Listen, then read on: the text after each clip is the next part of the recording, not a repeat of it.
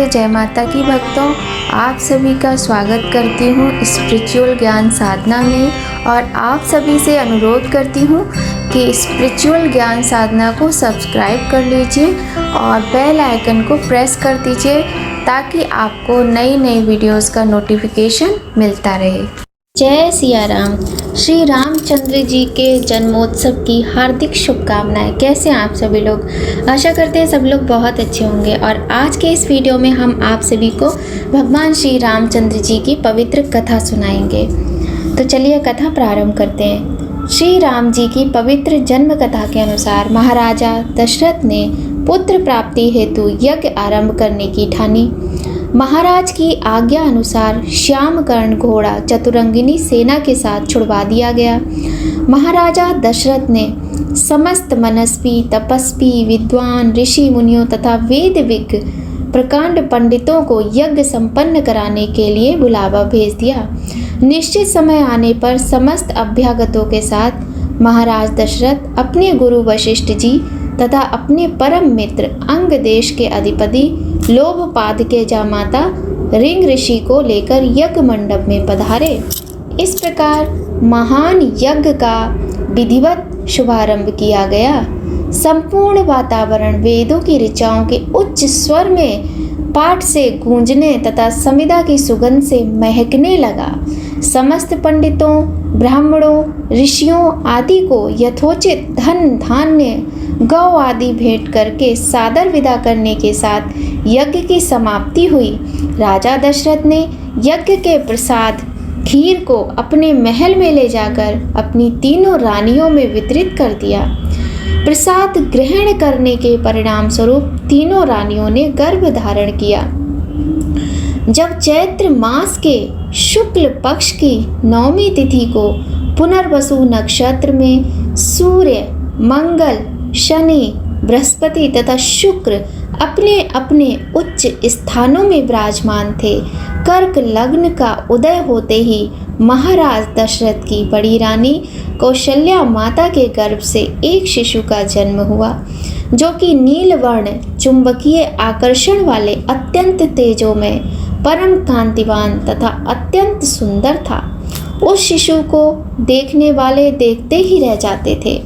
इसके पश्चात शुभ नक्षत्रों और शुभ घड़ी में महारानी कैकेयी के एक तथा तीसरी रानी सुमित्रा के 2 तेजस्वी पुत्रों का जन्म हुआ।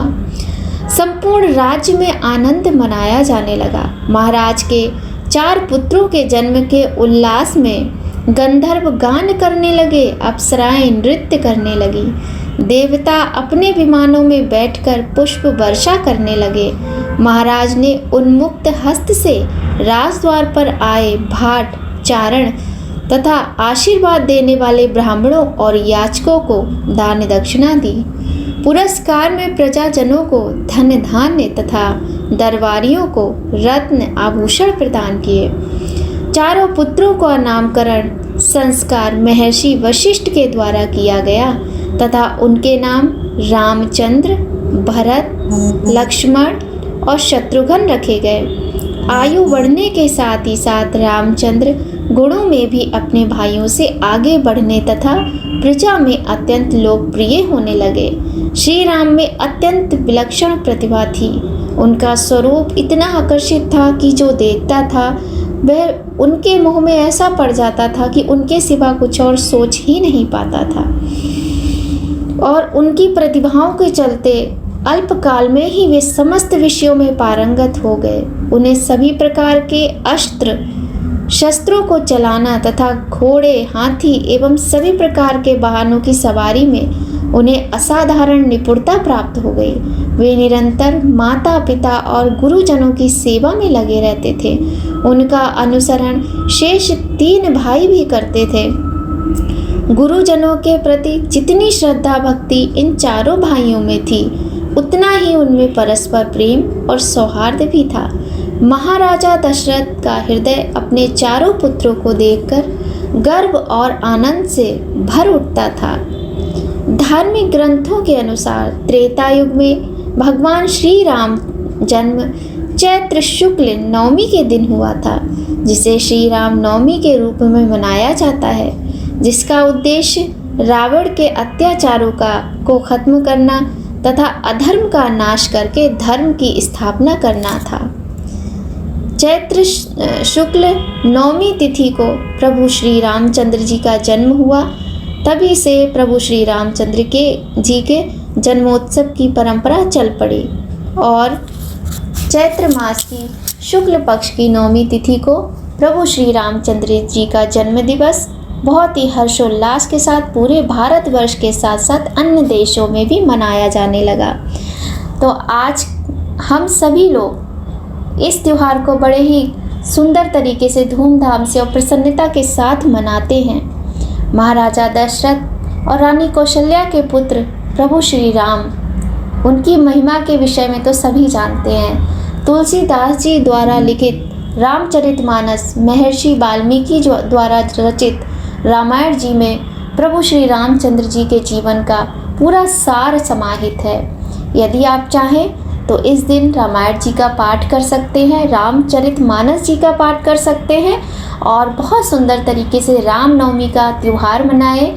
हनुमान चालीसा का पाठ, राम रक्षा स्तोत्र का पाठ भी कर सकते हैं। साथ ही आप सुंदरकांड का पाठ भी कर सकते हैं। तो आज की वीडियो में हमने जाना कि प्रभु श्री रामचंद्र जी के जन्मोत्सव के विषय में, और बहुत ही सुंदर सुंदर चौपाइयाँ हैं, जैसे कि हम पिछली वीडियो में बता चुके हैं, फिर से बताते हैं।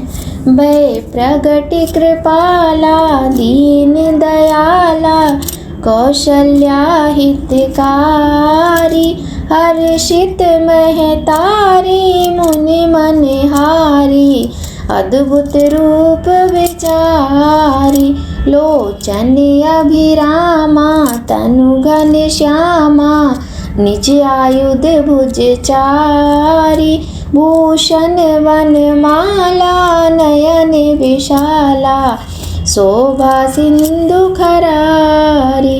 इस प्रकार से ये बहुत ही सुंदर राम जी के जन्म की एक बहुत ही सुंदर सी, इसे आरती कह लीजिए, दोहे कह लीजिए, रामायण जी में तुलसीदास जी द्वारा लिखित है। तो आप जब राम जी का जन्म करें तो इसे अवश्य ही गाएं, साथ ही राम जी की स्तुति अवश्य ही करें। राम जी की स्तुति हम आपको पहले भी बता चुके हैं, फिर से बता देते हैं। श्री रामचंद्र कृपालु भजु मन हरण भव भय दारुणम नव कंज लोचन कंज मुख कर कंज पद कंजारुणम। तो आप इस स्तुति को करें, भगवान लक्ष्मी नारायण का आशीर्वाद आपको प्राप्त होगा।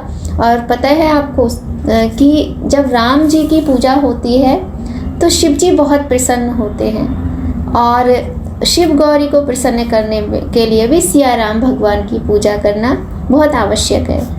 और जितने मन से, जितनी श्रद्धा से, प्रेम से नवरात्रि के माता के व्रत किए हैं, वैसे ही रामनवमी के त्यौहार को भी मनाएं। चाहे तो व्रत रखें, और व्रत नहीं रखना चाहते हैं तो भगवान के जन्मोत्सव होने तक तो व्रत अवश्य ही रखें।